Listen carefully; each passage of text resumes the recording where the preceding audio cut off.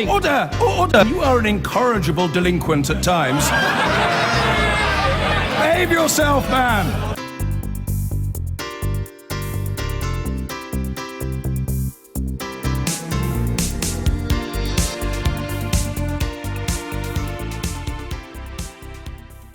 It's perhaps a measure of how tight the referendum contest has become that two politically opposite heads of government, David Cameron and the Labour First Minister Carwyn Jones, were campaigning together here today. Torfaen in the Welsh Valleys is a constituency that has been traditionally Labour, but where UKIP gained more than 22% of the vote in the recent Welsh Assembly elections. Andy Davies has been finding out how the referendum issues, particularly immigration, may be swaying decisions. This is Steve, former nurse turned record stall owner, a Labour Party member who wants Wales to remain in the EU. And across from him, Phil, ex-steelworker turned butcher, a UKIP supporter who wants to leave the EU, just like his friend Jeff. I really want the Australian system.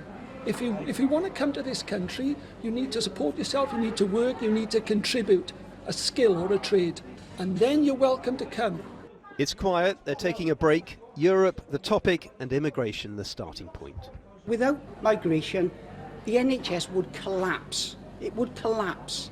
Public services would collapse without migrants. But if we didn't have the immigrants, we wouldn't have 1 million people out on the dole at the moment.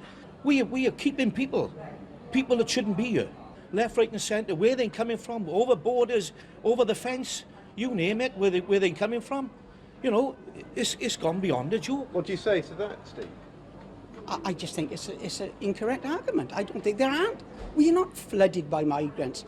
Look around Pontypool. How many people do you see in Pontypool? The only reason you can't see it in Pontypool is colour. Where you could see a black man in Pontypool and think, oh, yeah.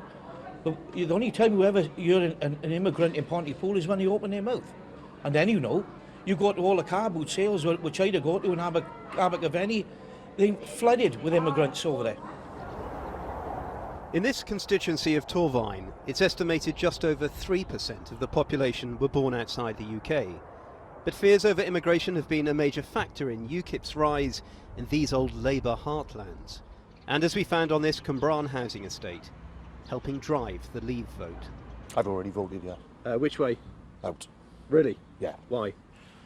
Well, because all the foreigners coming into the country all the time, all the immigrants and all, I'll be honest with you. I'm struggling to find work and, you know, and I got foreigners taking jobs every day from you. So What sort of work are you looking for? anything, any work, even factory jobs, and they've been taken, so I'm definitely for Leave. How about you, madam? Sorry, what? Staying in the European Union or leaving? No, leave. 50 people expressed a preference to us, 25 for Remain, 25 for Leave. Completely unscientific, but in line with the most recent Wales poll, which saw both camps in a dead heat. I'm going to stay because we haven't got the knowledge of what's going to happen afterwards. Want to stay in the European Union or go? We stay. I'm going to vote for to stay in Yes. because it's so uncertain what will happen if we come out. You're going to vote to stay or to leave? What do you think? To leave. How are you going to vote? Out. And why's that? Because my nan told me to. Your nan told you to. What about She did. you? I don't really understand it all. I want to stay You want to stay? because Do it's for my benefit. you think Labour's got a bit of a challenge round here to convince people to remain? They've got a massive challenge. And I think, you know, if they don't get their act together, the rest is going to be history. Which is exactly the same. Back in Pontypool, in the indoor market refurbished with EU funds, the debate turns to the economy. Wales is a small country. If the UK pulls out of Europe, we will be further isolated. Don't you think if we got out of this European thing, we'd be a lot more richer? We're trading with whom? The biggest single market we have is Europe. You said about looking after our own. We are the 5th wealthiest nation on earth. And let's remain that way. And under Europe, we're not going to. Well, we have been for the last... How long have we been in the EU? Our money is going away to all these different people. If we kept our money in our pocket, we wouldn't need to be spending billions of pounds on other countries. Which way is a town like Pontypool going to vote? Remain or leave? Out, 100%. 100%. You think, Steve, what do you think? Do you think you're a bit of a lone voice I here? think it's too close to call, genuinely. And many right now wouldn't argue with that. Darling, you got to let me know. Andy Davis reporting. Well, now I'm joined by some local people here from Cardiff, and well, there are rather divided opinions here. You've come in from the market. You're still smelly of fish, which is a very charming experience. But I mean, tell him he's an in man. He's campaigning for in. And what's your problem? Well, quite simply, I personally don't think that the EU will exist. I personally think that the EU is anti-democratic. It does not control. I personally believe, quite simply, that Britain should be more sovereign outside than in. I don't think that British sovereignty will exist if we stayed in. I read the 5 Presidents' report. Quite simply, I don't let him get away with it. Let's hear your corner. This sovereignty, this is a word that people keep throwing about sovereignty. What does it actually mean? They keep talking about sovereignty. Yeah. Things that actually matter to people, the economy is what matters to people.